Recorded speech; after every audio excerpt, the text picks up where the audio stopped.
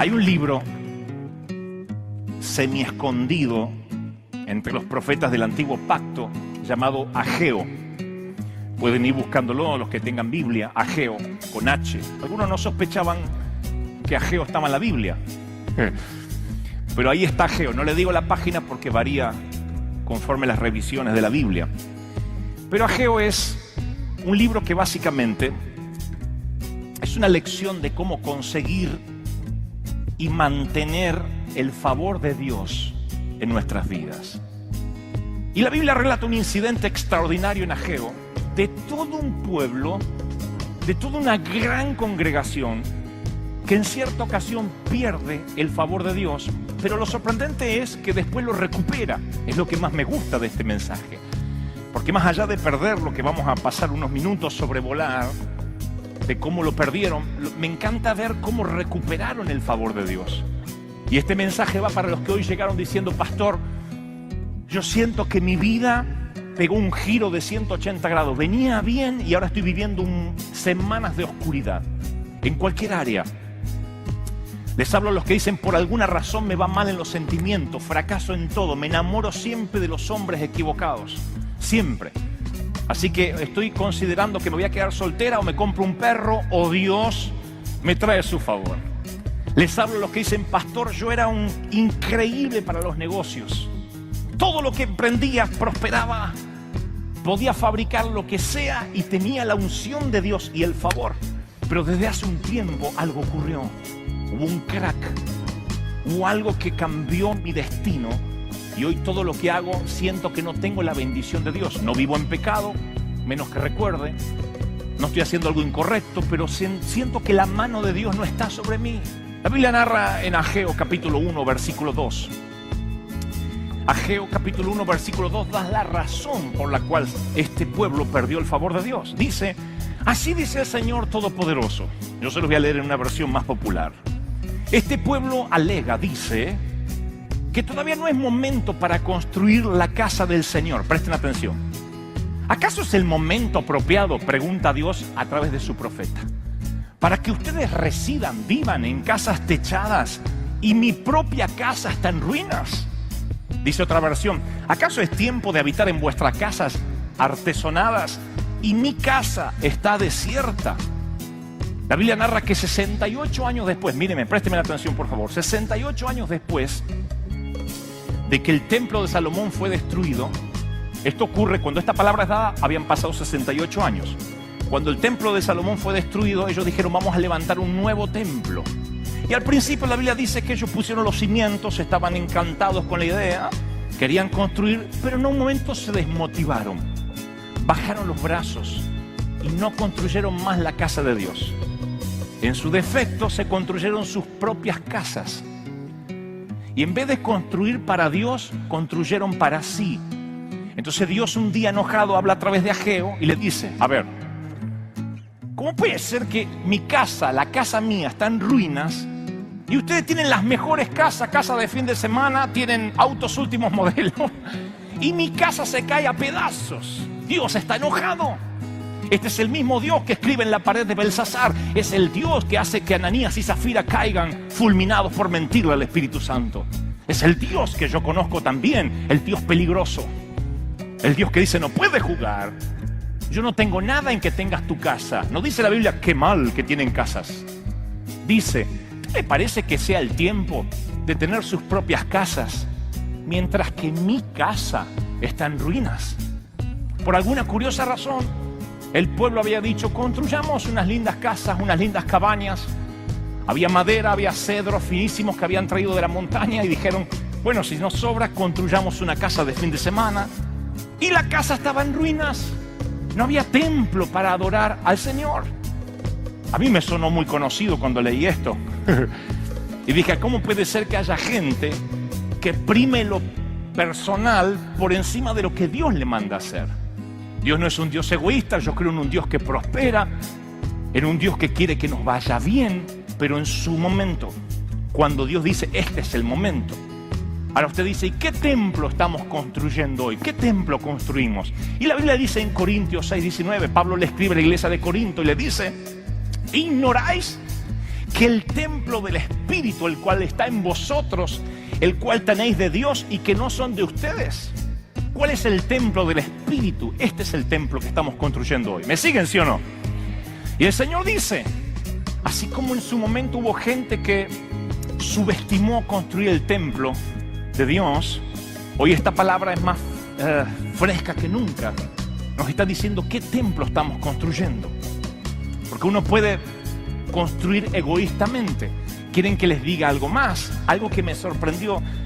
Quizás los teólogos lo sabían, yo lo acabo de descubrir. La Biblia dice que lo peor fue que ellos usaron la madera almacenada que era para construir el templo, para construir sus casas. O sea, en vez de ir a buscarse su propia madera, dijeron, ya que no vamos a construir nada para Dios, usemos esa madera para nosotros y hagamos casa. El cedro almacenado, el cedro finísimo, lo usaron para construir sus propios hogares. Y a mí me sorprende porque de pronto veo que por alguna curiosa razón la gente perdió el foco. Pensaron que esto era un negocio, que esto era algo personal. Déjenme que lo traslade al día de hoy. Uno puede venir a la iglesia de dos maneras, pensando que esto lo recibimos por gracia y tenemos la responsabilidad del reino y de predicar, o podemos venir a la iglesia a construir nuestra propia casa egoístamente. Pastor, bendiga. Complejo de oveja o síndrome de oveja, bendígame, úngeme, óreme, deme, únjame, sáneme. Podemos mirar egoístamente y venir a la iglesia diciendo yo quiero construir para mí y no pensar que además tenemos una responsabilidad, que cada asiento vacío de la iglesia nos está gritando de que tenemos que predicar, de que Dios nos pone a trabajar en un lugar secular rodeado de mundanos e inconversos porque quiere que hablemos de las buenas nuevas del Señor. ¿Me siguen, sí o no? Cuando eso lo olvidamos, venimos a la iglesia para ser bendecidos. Yo vengo para prosperar y cuando no prospero me enojo con Dios porque he perdido el favor. Yo creo en un Dios próspero, pero que si por alguna curiosa razón Dios dice no es el tiempo de que prosperes. Yo creo en un Dios que sana, claro que sí, pero que si Dios dice todavía no es el momento que te sane. Es el mismo Dios.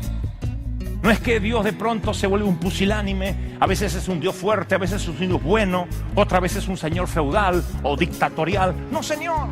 Dios es el mismo ayer, hoy, por los siglos. ¿Cuánto lo creen? Dígame amén. Ahora, este es un llamado a la iglesia a que tengamos mente de reino, a que no vengamos a la iglesia solo a recibir. Por eso es un servicio a Dios. Yo he estado en iglesias donde la gente viene como espectador. Quiero que me bendigan.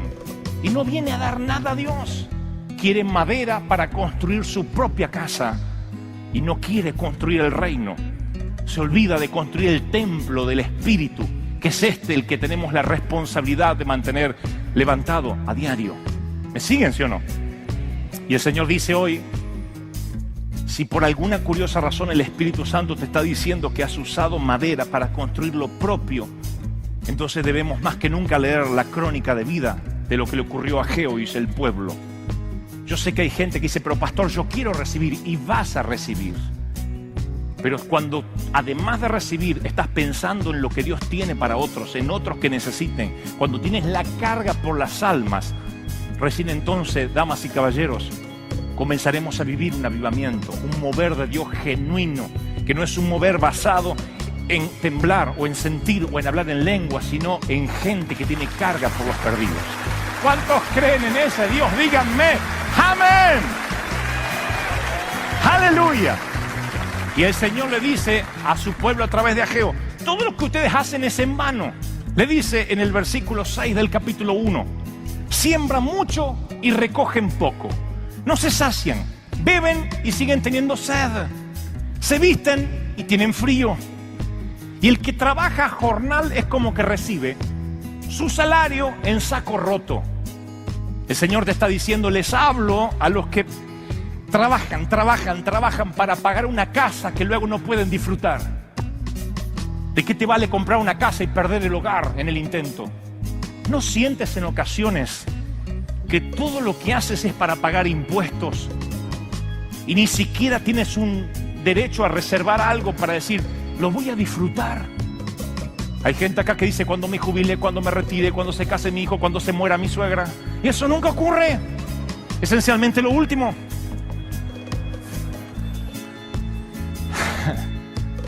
Y el Señor da una palabra y dice: ¿saben por qué? Porque han perdido mi favor. Todo lo que haces en vano. Buscas mucho, hallas poco. Guardas en la casa y yo lo disiparé de un soplo, dice Jehová. ¿Por qué? Y vuelve a dar la razón para que quede claro. Porque mi casa está desierta. Y todo lo que puedes amontonar en las cuentas bancarias no te servirá si en un momento pierdes la visión de por qué tenías ese dinero. Porque hay gente tan pobre que lo único que tiene es dinero en el banco. Y si tú puedes asimilar lo que es la riqueza del espíritu, el dinero es una herramienta nada más. Y el Señor dice: todo lo que amontonen será en vano. Miren, yo me siento muy bien cuando me canso para Dios. Cuando llego a la cama y estoy exhausto, termino un libro o viajo, vengo de un avión con el jet lag, los cambios de horario, yo estoy feliz porque sé que estoy diciendo: Señor, estoy dando lo mejor que puedo. Y es maravilloso gastarse para Dios. Frederick Clemens, que fue un misionero que murió en la República Argentina, sus últimas palabras fue: vale la pena gastarse para Dios. Don Federico Noable, vale la pena gastarse para Dios. Y había muchos pastores así alrededor de mi denominación, recuerdo que le decían: Frederick Noable, vale la pena gastarse para Dios. Y falleció. Yo le digo a mi esposa: yo quiero bajar al sepulcro gastándome para Dios, habiendo dejado una huella, que la gente sepa que algún día estuve por aquí, que la gente sepa que estuve vivo y que traje una visión y que la visión sigue viviendo aun cuando yo ya no esté aquí. ¿Cuántos tienen hambre por algo así? Díganme amén. Ahora, no te estoy diciendo deja el trabajo, digo, tenemos que recuperar el favor de Dios. Tus domingos no pueden ser más depresivos por la noche, porque mañana es lunes. Tenemos que disfrutar los lunes. ¿Qué nos pasó? Que el lunes de pronto se endemonió. Hay gente que es feliz cuando sabe que es un fin de semana largo, cuando el lunes no hay que ir a trabajar, pero el solo pensar que el lunes se van a encontrar con la misma falta de empleo, el mismo jefe, con la misma familia, dicen: no, por favor. De hecho, hay gente que se levanta, amanece en su cama, mira hacia el lado y dice: oh, Señor, por favor, ¿por qué? Pensé que era una pesadilla. Lo ve caminando al marido entre la oscuridad y dice: Señor, quien sea ese demonio, sácalo de la casa. Sabe que es el marido. No, es broma. Dice el Señor: yo hice venir, todo está en Ageo, pueden leerlo en sus hogares luego, la sequía sobre los campos y las montañas, sobre tu trigo, sobre los animales. A mí me sorprendió esto porque yo siempre escucho que si uno hace un pacto con Dios, si uno le da 10, Dios te tiene que dar 1000, así funciona. Es el Dios de la cajita feliz. Lo frotas y simplemente ¡yay! Dios te prospera. Tiene que funcionar, y si no funciona te faltó fe. A mí me enseñaron eso mucho tiempo. Sin embargo, veo un Dios que de pronto dice, por alguna razón, yo permito la sequía. Que no estés feliz con lo que estás haciendo no es culpa del diablo. A veces el diablo no tiene la culpa, pobre, no lo culpen. Hay gente que lo ve al diablo en todas partes. Ay, el diablo está sobre mí. No eres tan importante para que el diablo esté sobre ti. Primero, que el diablo no es omnipresente, no está en todos lados a la vez. Será un demonio menor, un raquítico, No es el diablo. Ay, el diablo está sobre mí, dicen algunos. No, él no es el diablo, es producto de hacer las cosas mal. Y cuando uno hace las cosas mal, pierde el favor de Dios y hay un dique. Y de pronto la sequía viene para tu vida. Les hablo a los que viven una sequía sentimental. Una sequía en los sentimientos, en los afectos. Hace años... Yo digo, la sequía financiera, uno se ajusta, se para en una piedrita y hace el equilibrio. Y si antes tenía 5 habitaciones, ahora todos comparten una. Pero la sequía de los afectos, mi querido, te carcome el corazón, el alma se te mete por los poros, ¿o no? Duele. Y cuando eso duele tanto, uno dice: ¿pero por qué? ¿Qué hice de mal? Tenemos que reflexionar, porque si Dios permite la sequía es porque es una señal, una alarma. Danger, danger.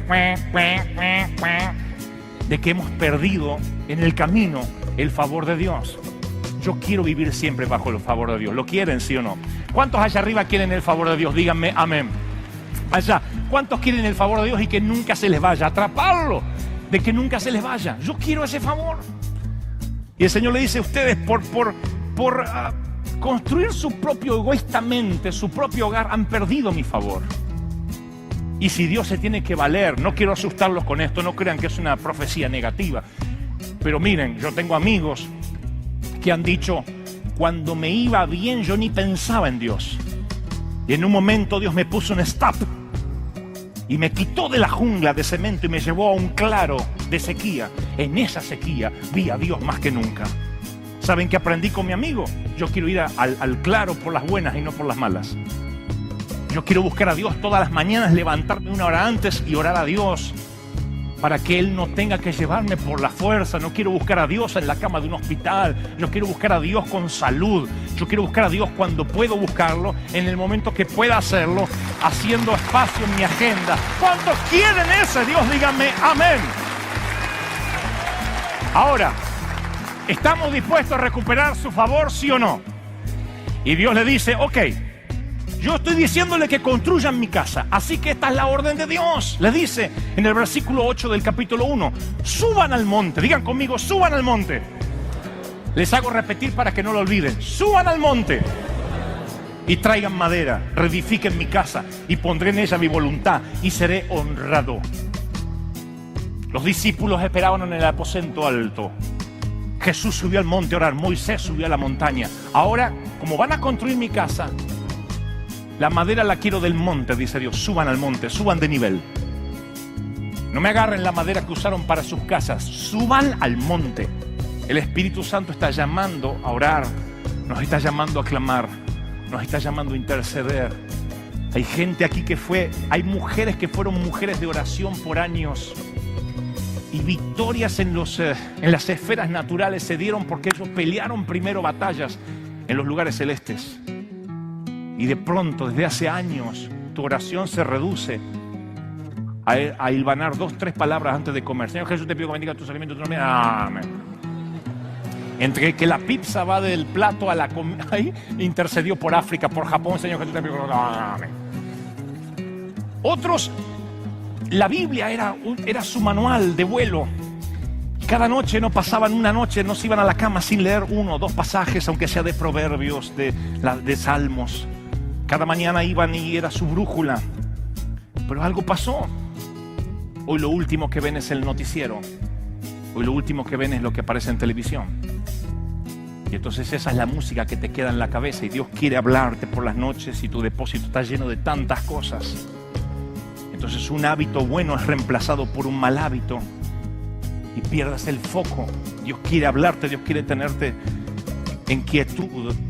Ayer yo le decía a los líderes: Dios siempre habla igual. No es que grita a veces y a veces susurra. Cuando lo escuchas lejos, adivina quién fue el que se movió. Pero Dios siempre habla igual. Y Dios dice: calma tu alma porque yo quiero hablarte. Sube al monte. Quiero que me acompañes a un nuevo nivel. Lo peor que nos podría pasar, mis amados, pueden bajar las manos, es que nos estanquemos y no vayamos a buscar madera al monte. Dios permita que haya mucha gente pidiéndonos: Dante, Liliana, yo quiero orar. Además de la oración regular, quiero venir otros días en la semana. Busquemos al Señor. De otro modo, viviremos de espiritualidad prestada. Y yo no voy a prestar mi espiritualidad. Mi Dios es tu Dios personal y privado y te espera en la habitación y dice: quiero tener una relación contigo. El que habita al abrigo del Altísimo, no dice la Biblia el que visita, sino el que habita. Voy a terminar con esto. Comenzaron a construir, dice la Biblia, todo el pueblo trabajaron porque querían recuperar su favor. Y en un momento, voy a decir esto y quiero que me presten mucha atención como el resto del mensaje. En un momento, ellos construyeron y los más viejos comenzaron a llorar porque lo que estaban construyendo nada se parecía a la majestuosidad del templo de Salomón 68 años atrás. Lloraron a punto tal que Esdras le dice: yo sé que ustedes vieron una gloria tremenda en el pasado. Y lo comparan con esto y dice, esto no se compara en nada a lo que teníamos. Y están llorando por lo que ocurrió y lo que pasó atrás. Y eso no les permite ver lo que pasó adelante. Hay mucha gente que se quedó en lo que Dios hizo atrás y no pueden ver lo que Dios tiene para adelante. Pero hay un momento donde Dios dice, bueno, basta de mirar para atrás. Así en el camino alguien haya perdido su favor, Dios dice, lo que yo tengo para adelante es mayor. La gloria postrera será mejor que la gloria primera. Ese es mi Dios. Ese es tu Dios. ¿Cuántos lo creen? Díganme amén. Ese es nuestro Dios.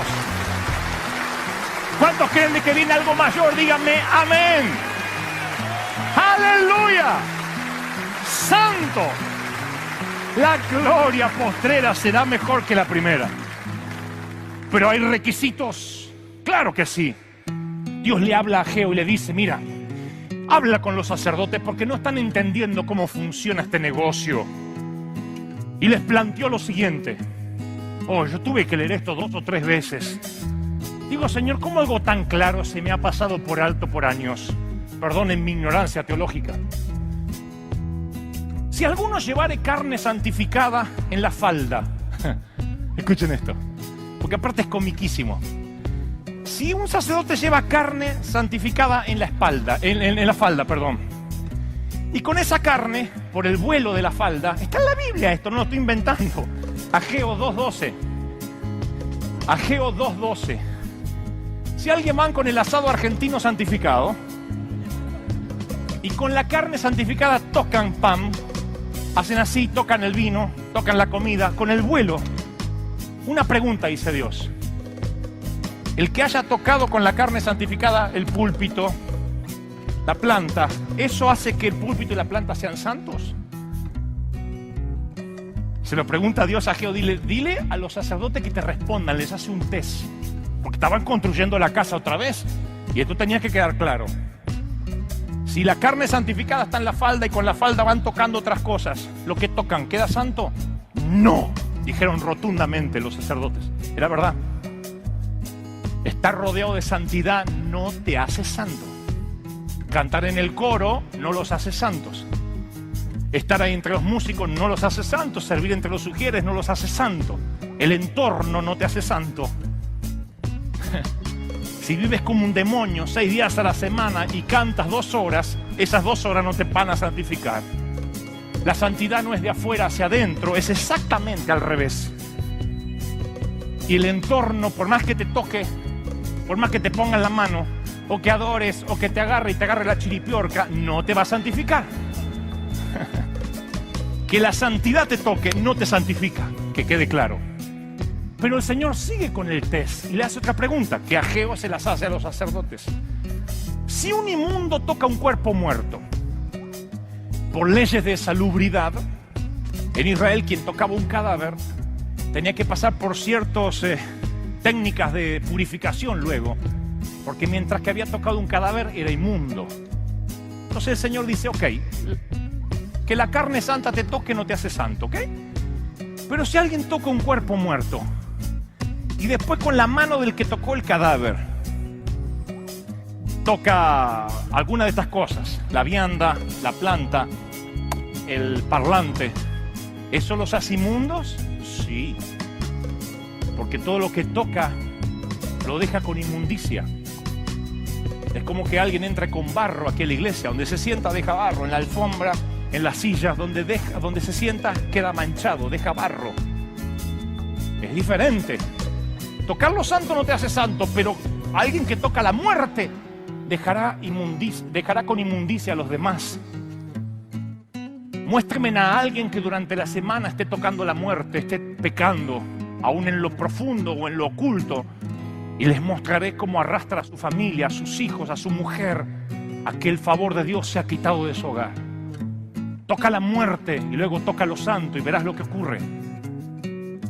Eso es lo que el Señor quería que tuvieran en claro. Tú tienes que hacer un propósito de vivir en santidad para construir mi casa.